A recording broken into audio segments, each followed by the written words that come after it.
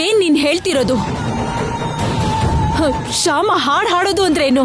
ಅದು ನನಗೂ ಗೊತ್ತಾಗ್ತಿಲ್ಲ ಅತ್ತೆ. ಇಷ್ಟು ದಿನ ತನಗ್ ಸಂಗೀತ ಬರುತ್ತೆ ಅನ್ನೋ ವಿಷಯ ನಮ್ ಹತ್ರ ಮುಚ್ಚಿಟ್ಟಿದ್ಲೋ ಏನೋ. ಅಖಿಲ್ ಜೀವನಕ್ಕೆ ಕಲಾವಿದ್ರು ಬಂದ್ರೆ ಅಖಿಲ್ಗೆ ಪ್ರಾಣಗಂಡ ಇದೆ ಅಂತ ಗೊತ್ತಿದ್ರು ಕೂಡ ತನಗ್ ಸಂಗೀತ ಬರೋ ವಿಷಯನ ಶ್ಯಾಮ ನಮ್ಗೆ ಹೇಳಿಲ್ವೋ ಏನೋ. ಕಲಾವಿದ್ರು ಯಾರು ಅಖಿಲ್ ಜೀವನಕ್ಕೆ ಬರ್ತಿದ್ದ ಹಾಗೆ ನೋಡ್ಕೋತೀಯ ಅಂತ ಪ್ರಮಾಣ ಮಾಡು ಅಂತ ನೀವ್ ರಾತ್ರಿ ಅಷ್ಟು ಸಲ ಕೇಳಿದ್ರು ಕೂಡ ಅದಕ್ಕೆ ಶ್ಯಾಮ ಪ್ರಮಾಣ ಮಾಡೋಕೆ ಅಷ್ಟು ಯೋಚನೆ ಮಾಡಿದ್ಲೇನೋ.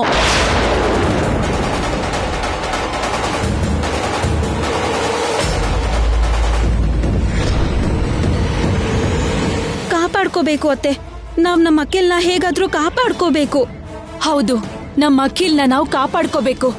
ಆ ಗ್ರಹನ ಮನೆಯಿಂದ ಆಚೆ ಹಾಕ್ಬೇಕು. ನಡಿ.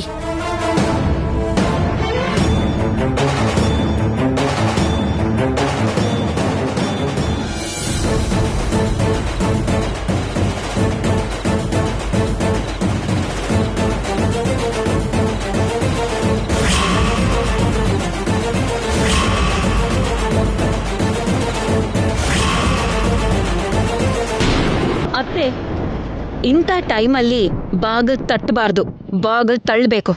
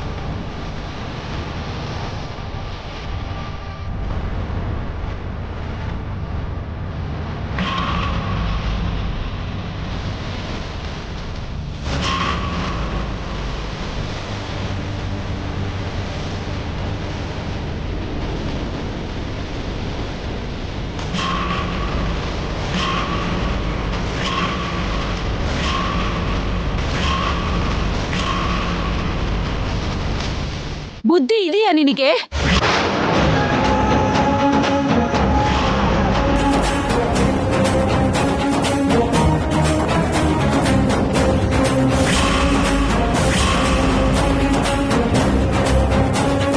ನನ್ನ ಮಗನ ಜೀವನದಲ್ಲಿ ಕಲಾವಿದ್ರು ಬಂದ್ರೆ ಅವನಿಗೆ ಪ್ರಾಣ ಗಂಡಾಂತರ ಇದೆ ಅಂತ ಗೊತ್ತಿದ್ದು ಕೂಡ ನೀನ್ ಹೇಗೆ ಹಾಡ್ ಹಾಡ್ತಿದೀಯಾ?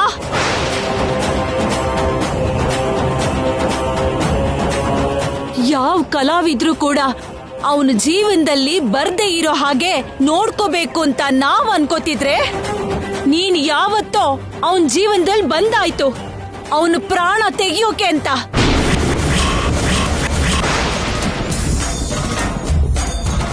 ರಾತ್ರಿ ಕೂಡ ನಾನ್ ನಿನ್ನನ್ ಕೇಳ್ದೆ ಅಲ್ವಾ, ಅವನ ಜೀವನದಲ್ಲಿ ಕಲಾವಿದ್ರು ಬರ್ದೇ ಇರೋ ಹಾಗೆ ನೋಡ್ಕೋ ಅಂತ ಪ್ರಮಾಣ ಮಾಡು ಅಂತ ಕೇಳ್ದೆ.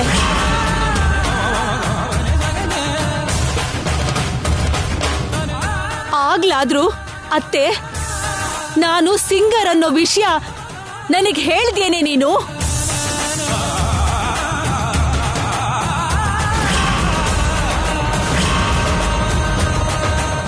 ಇನ್ನು ಎಷ್ಟು ದಿವಸ ನಮ್ಗೆ ಮೋಸ ಮಾಡ್ಬೇಕು ಅನ್ಕೊಂಡಿದೀಯಾ?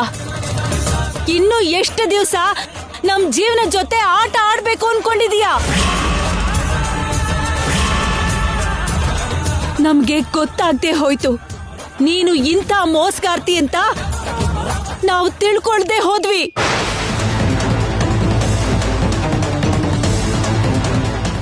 ಸಾಕ್ಷಾತ್ ಆ ಮೃತ್ಯು ದೇವತೆನೆ ಸೊಸೆ ರೂಪದಲ್ಲಿ ನಮ್ಮ ಮನೆಗೆ ಕಾಲಿಟ್ಲು ಅಂತ ನಾನು ತಿಳ್ಕೊಳ್ದೆ ಹೋಗ್ಬಿಟ್ಟೆ.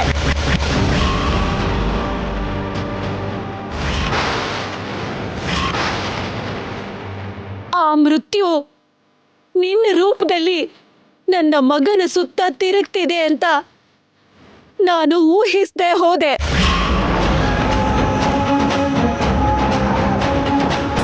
ಆ ಮೃತ್ಯು ಕುತ್ತಿಗೆಗೆ ನನ್ನ ಮಗ 3 ಗಂಟೆ ಹಾಕಿ ತನ್ನ ಪೂರ್ತಿ ಆಯಸ್ಸನ್ನ ಧಾರೆ ಎರಿತಿದ್ದಾನೆ ಅಂತ ನಾನ್ ಗೆಸ್ ಮಾಡಕ್ಕೂ ಆಗ್ಲಿಲ್ಲ.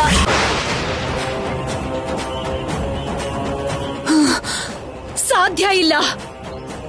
ನೀನು ನನ್ನ ಮನೇಲಿ ಇರೋದಕ್ಕೆ ಸಾಧ್ಯನೇ ಇಲ್ಲ.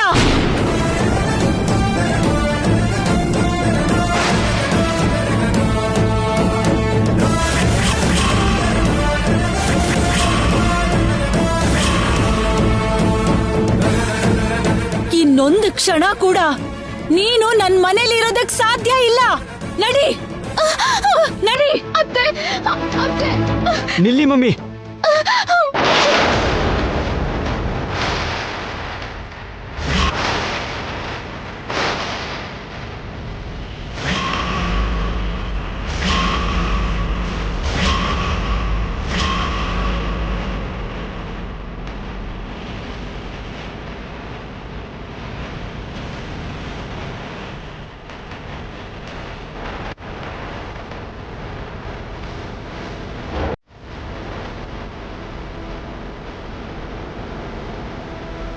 ಅಖಿಲ್, ನೀನು ನೀನು ಇಲ್ಲೇ ಇದ್ಯಾ?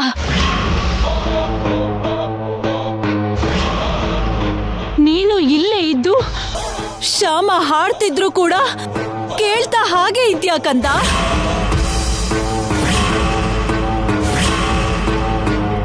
ಅಂದ್ರೆ ಶ್ಯಾಮ ಹಾಡ್ತಾಳೆ ಅನ್ನೋ ವಿಷಯ ನಿನಗೆ ಮೊದ್ಲೇ ಗೊತ್ತಾ?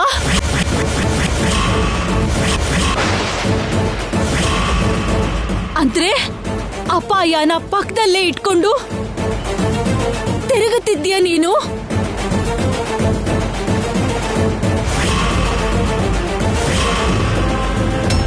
ಹೇಳಪ್ಪ, ಹೇಳು, ಹೇಳು ಕಂದ, ಹೇಳು, ಹೇಳು, ಹೇಳು ಕಂದ, ಹೇಳು. ಟೆನ್ಷನ್ ಮಾಡ್ಕೊಳ್ಳೋಂಥ ಏನ್ ವಿಷಯನೂ ಅವ್ರ ಹತ್ರ ಮಾತಾಡ್ಬೇಡಿ. ಹೇಳು, ಹೇಳು ಕಂದ. ಮಮ್ಮಿ ಇರಿ, ಮಮ್ಮಿ, ಹೇಳು, ಮಮ್ಮಿ ಇರಿ, ಮಮ್ಮಿ ಇರಿ, ನಾನು ಹೇಳೋದನ್ನ ಕೇಳಿ. ಮಮ್ಮಿ ಇರಿ, ಒಂದ್ ನಿಮಿಷ ಇರಿ.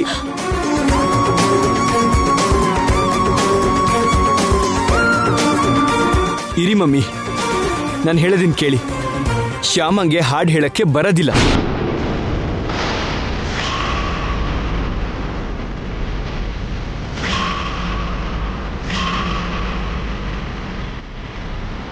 ಬರಲ್ವಾ? ಹೌದು, ಶ್ಯಾಮಂಗೆ ಹಾಡು ಹೇಳೋದಿಕ್ಕೆ ಬರೋದಿಲ್ಲ.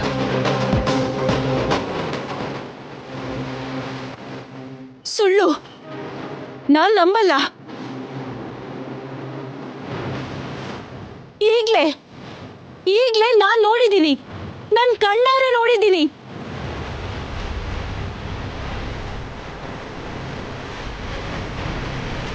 ಅವಳು ಹಾಡು ಹಾಡೋದನ್ನ ನಾನೇ ನೋಡಿದ್ದೀನಿ.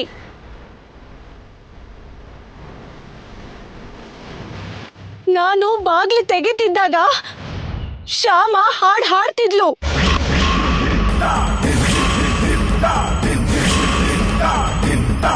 ಹೌದು, ಶ್ಯಾಮ ಹಾಡ್ತಾನೆ ಇದ್ಲು, ನಾನು ನೋಡಿದ್ದೀನಿ.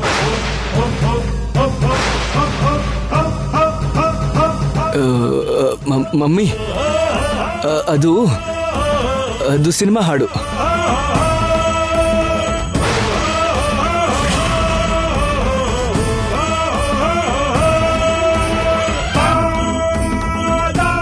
ಸಿನಿಮಾ ಹಾಡ? ಹೌದು ಮಮ್ಮಿ. ಆ ಹಾಡನ್ನ ಫೋನಲ್ಲಿ ಪ್ಲೇ ಮಾಡ್ತಿದ್ರೆ ಅದನ್ನ ಕೇಳ್ತಾ ಸನ್ನಿ ಕಲಿತಾ ಇದ್ದ.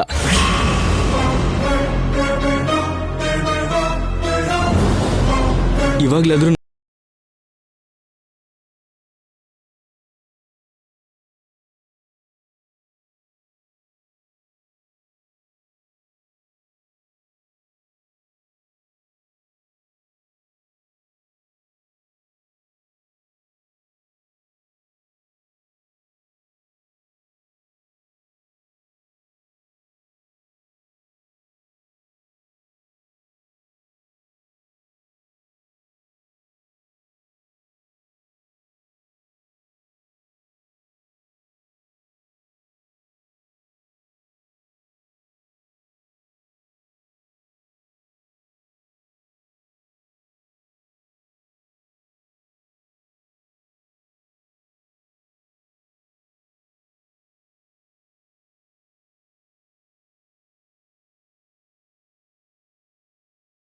ಸಿಂಗರ್ ಅಲ್ಲ ಅಂತ ಆಯ್ತು.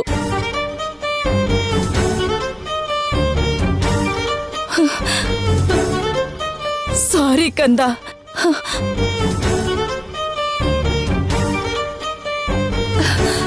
ಸಾರಿ ಶ್ಯಾಮ.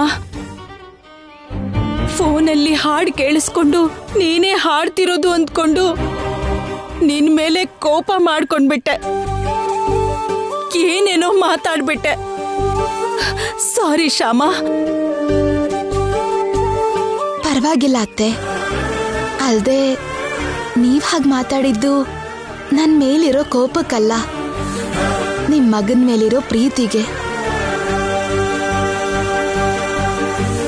ಆ ಪ್ರೀತಿನೇ ನಿಮ್ಮನ್ನ ಹಾಗೆ ಮಾತಾಡ್ಸಿದ್ದು. ಅರ್ಥ ಮಾಡ್ಕೊಂಡಿಯಲ್ಲಮ್ಮ, ಸಂತೋಷ. ಐಶ್ವರ್ಯ, ನಾವು ಸುಮ್ನೆ ಗಾಬರಿ ಆಗ್ಬಿಟ್ವಿ. ನೀವು ಗಾಬರಿ ಆದ್ರೆ ನಾನು ಗುಂಡಿಗೆ ಬಿದ್ದೆ. ನಡಿಯಮ್ಮ.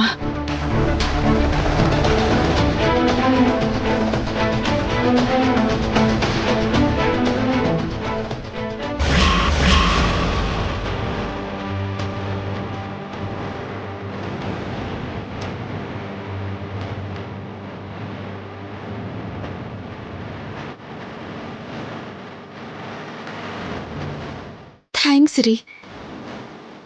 Thank you so much. ಸರಿಯಾದ ಸಮಯಕ್ಕೆ ನೀವ ಫೋನಲ್ಲಿ ಹಾಡು ಹಾಕಿ ಕೇಳಿಸಿ ಅತ್ತೆ ಭಯನ ದೂರ ಮಾಡಿದ್ರಿ. ಅವನಿಗೆ ಹಾಡು ಕಲಿಸ್ಬೇಕು ಅಂದರೆ ಒಂದ್ಸಲ ಆ ಹಾಡು ಕೇಳಬೇಕು ಅಂದಿಯಲ್ಲ ನೀನು.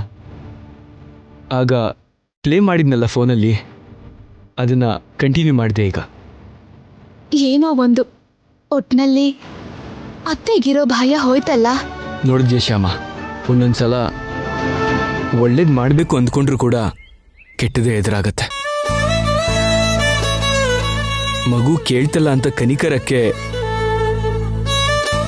ಹಾಡು ಕಲ್ಸಕ್ಕೆ ನೀನು ಸಿದ್ಧವಾದೆ. ಕೊನೆಗೆ ಅದು ನಿನ್ನ ಕತ್ತಿಗೆ ಸುತ್ಕೊಂತು. ಹೌದು ರೀ, ಇನ್ಯಾವತ್ತೂ ಹಾಗೆ ಮಾಡಬಾರ್ದು ಅಂತ ಅರ್ಥ ಆಯ್ತು. ಈಗ ಹಾಡಿನ ವಿಷಯಕ್ಕೆ ನಾನು ಒಂದು ಸುಳ್ಳು ಹೇಳಿದ್ರಿಂದ ನನಗೊಂದು ವಿಷಯ ಅರ್ಥ ಆಯ್ತು. ಏನ್ರಿ ಅದು? ಸುಳ್ಳನ್ನ ಇಷ್ಟಪಡದೇ ಇರೋ ನಾನು, ಸುಳ್ಳನ್ನ ಸಹಿಸದೇ ಇರೋಂಥ ನಾನು, ತಪ್ಸಕ್ಕಾಗದೇ ಇರೋ ಪರಿಸ್ಥಿತಿನಲ್ಲಿ ಹೀಗೆ ಆಪದ್ಧರ್ಮ ಅಂತ ಸುಳ್ಳು ಹೇಳಬೇಕಾಗಿ ಬರುತ್ತೆ ಅಂತ ಅರ್ಥ ಆಯ್ತು. ಹಿಂದೆ ನೀನ್ ಹೇಳಿರೋ ಸುಳ್ಳನ್ನು ಹೀಗೆ ತಪ್ಸಕ್ಕಾಗದಿರೋ ಪರಿಸ್ಥಿತಿನಲ್ಲಿ ಆಪದ್ಧರ್ಮಕ್ಕೆ ಹೇಳ್ದೆ ಅಂತ ಅರ್ಥ ಆಯ್ತು. ಆಪದ್ಧರ್ಮಕ್ಕೆ ಹೇಳೋ ಸುಳ್ಳುಗಳಿಂದ ಒಳ್ಳೇದಾಗತ್ತೆ ಅನ್ನೋ ವಿಷಯ ಕೂಡ ಅರ್ಥ ಆಯ್ತು. ಸುಳ್ಳಿಗೂ ಕೂಡ ಬೆಲೆ ಇರುತ್ತೆ ಅಂತ ನಿನ್ನ ಕೃಷ್ಣನೇ ನನಗೆ ಹೊಸ ಪಾಠ ಕಲಿಸ್ಕೊಟ್ಟ.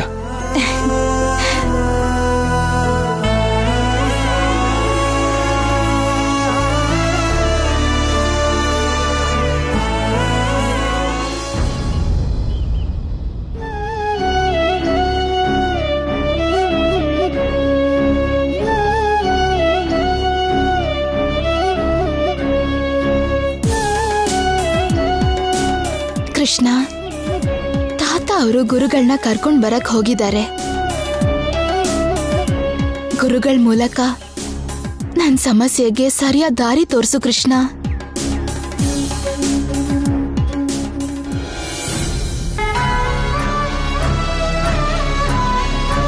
ಅಮ್ಮ ವಸಂತ, ನಿಮ್ಮ ತಂದೆಯವರು ನಿನ್ನ ಸಮಸ್ಯೆ ಹೇಳಿದ್ರು.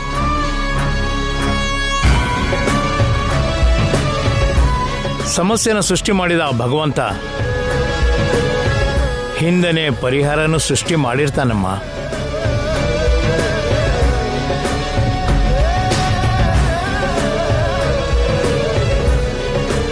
ಆದರೆ ಮಾತ್ರ ಆ ಪರಿಹಾರ ಎಲ್ಲಿದೆ, ಹೇಗಿದೆ ಅಂತ ನಾವೇ ತಿಳ್ಕೋಬೇಕಮ್ಮ. ಅಪಮೃತ್ಯು ದೋಷದಿಂದ ಹೇಗೆ ತಪ್ಪಿಸ್ಕೋಬೇಕು ಅನ್ನೋದನ್ನ ಮಾರ್ಕಂಡೇಯ ಚರಿತ್ರೆ ಸ್ಪಷ್ಟವಾಗಿ ತಿಳಿಸಿದೆಯಮ್ಮ.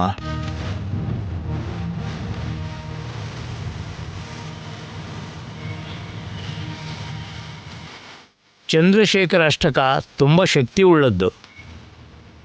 ಆ ಚಂದ್ರಶೇಖರ ಅಷ್ಟಕ ಜಪಿಸಿದ್ರಿಂದಲೇ ಮಾರ್ಕಂಡೇಯ ಮೃತ್ಯುವನ್ನು ಜಯಿಸಿದ್ದು. ಅದರಲ್ಲೂ ಮಾಘ ಮಾಸದಲ್ಲಿ ಚಂದ್ರಶೇಖರ ಅಷ್ಟಕ ಮಾಡಿದ್ರೆ ಅಪಮೃತ್ಯು ಅನ್ನೋದು ಅಪ್ಪಿತಪ್ಪಿಯೂ ನಮ್ಮ ಸನಿಹಕ್ಕೂ ಬರಲ್ಲ ಅಂತ ಸಾಕ್ಷಾತ್ ಆ ಪರಶಿವನೇ ಹೇಳಿದ್ದಾನೆ.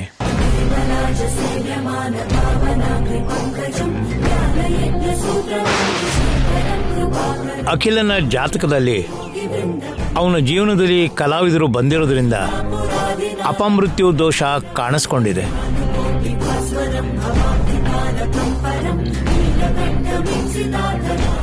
ಆ ದೋಷ ಪರಿಹಾರಕ್ಕಾಗಿ ಮಹಾಮೃತ್ಯುಂಜಯ ದೀಕ್ಷೆ ತಗೋಬೇಕು.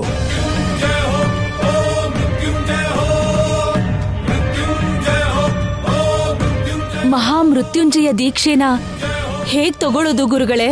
ಹೇಳ್ತೀನಮ್ಮ. ಅಖಿಲಿಗೆ ಆಯುಸ್ಸನ್ನು ಕೊಡುವಂಥ ಆ ಮೃತ್ಯುಂಜಯ ದೀಕ್ಷೆನ ಜನ್ಮ ಕೊಟ್ಟಿರೋ ತಾಯಿಯಾದ ನೀನು, ತಾಳಿ ಕಟ್ಟಿಸ್ಕೊಂಡು ಹೆಂಡತಿಯಾದ ಶ್ಯಾಮ, ನೀವಿಬ್ಬರೂ ಸೇರಿ ಭಾಗವಹಿಸಬೇಕು.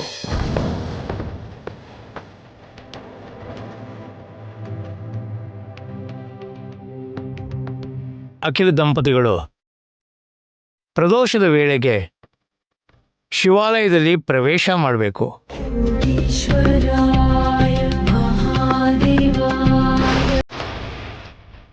ಅವರನ್ನು ಬಿಟ್ಟು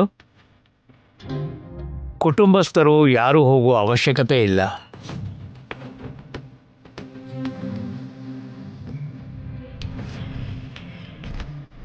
ದೇವಾಲಯದಲ್ಲಿ ದೀಕ್ಷಾ ವಸ್ತ್ರ ಧರಿಸಿ ಮಹಾಮೃತ್ಯುಂಜಯ ದೀಕ್ಷೆನ ಸ್ವೀಕರಿಸಬೇಕು.